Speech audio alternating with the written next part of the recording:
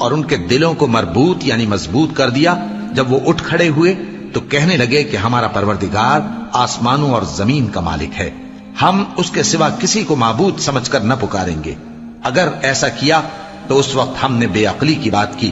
ان ہماری قوم کے لوگوں نے اس کے سوا اور معبود بنا رکھے ہیں، بھلا یہ ان کے معبود ہونے پر کوئی کھلی دلیل کیوں نہیں لاتے؟ تو اس سے زیادہ کون ظالم ہے جو اللہ پر جھوٹ باندھے؟ اور جب تم نے ان مشرکوں سے اور جن کی یہ اللہ کے سوا عبادت کرتے ہیں ان سے کنارہ کر لیا ہے تو غار میں چل رہو، تمہارا پروردگار تمہارے لیے اپنی رحمت وسیع کر دے گا اور تمہارے کاموں میں آسانی کے سامان مہیا کرے گا۔